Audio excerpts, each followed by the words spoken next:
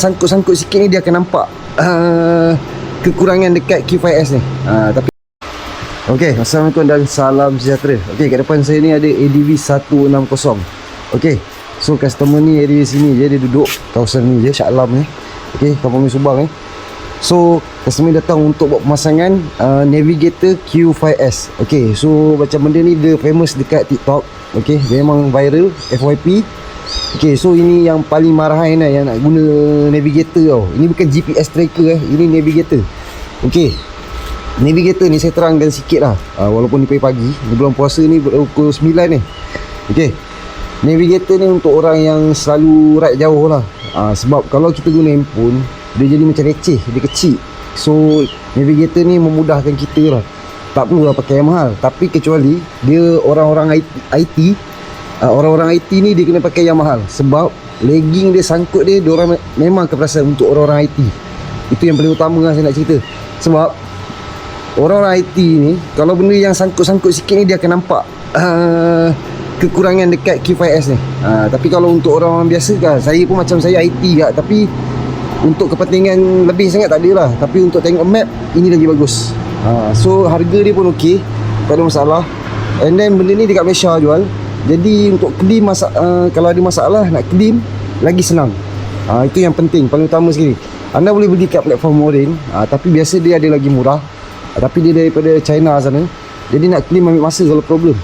Okey, so nanti kita tengok selepas siap pemasangan dekat ADV 160 ni. Tapi abang ni dia tak ada bar tau. So kalau ikutkan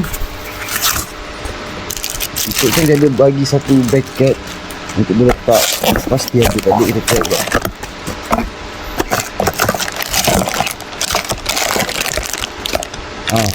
Ni bracket ni diikat kat sini. Okey, so nanti kita tengok selepas siap pemasangan, kita letak kat sini. Okey. Okey, so alhamdulillah kita dah pun siap pasang Navigator Q5S dekat ADV 160 ni. Okey, macam biasa ada setengah spotlight saya memang selalu pasang dan saya buat video. Tak boleh nak buat apa, memang kita kena buat video juga untuk bagi tahu orang. Dan untuk Navigator ni, walaupun benda ni murah pun, saya tetap 10 kali Navigator dan ADV 10 kali lah saya akan buat. Okey, so ini adalah Q5S Grab Rider. Okey, dia bukan dia grab lah, macam tu lah. Okey, so saya dah connectkan tadi, dah ajar dah customer macam mana guna dia semua, cara penjagaan dia. Okey, bila kita on, dia akan auto sekali on lah. Okey, so saya dah ajar cara penggunaan, cara penjagaan dekat customer macam mana. Okey, sebab benda ni saya dah lama buat benda ni, jadi saya tahu kelemahan dia, kekurangan dia, kelebihan dia. Okey, macam saya bagi tahu, kalau untuk orang-orang IT, dia lebih elok pakai yang tinggi, Alien Rider, Chokima yang harga 1,500 ke atas tu lah, yang ke 2,000 tu kan. Itu elok. Sebab orang-orang IT ni, mata diorang akan nampak benda-benda grafik ni, dia akan nampak lagging. Itu yang paling penting lah. So janganlah orang-orang IT ni, biasa gaji dia besar, tak payahlah nak kedekut sangat duit untuk harapkan benda yang berapa ratus ni, tapi nak yang perform punya. Okay, so dia umpama tablet dengan handphone lah. Itu perbezaan dia. Okay, so itu saja untuk bulan puasa ni. Sekarang dah pukul 10 ke 11 pagi macam tu. So untuk bulan puasa ni saya tak banyak sangat ambil, mungkin sehari ambil dalam 3 biji saja. Okay, sebab tengok juga aksesori apa yang dipasang untuk bulan puasa ni. Okay, so itu saja untuk ADV 160. Kita letakkan kat kawasan ni, okay, dekat handle ni.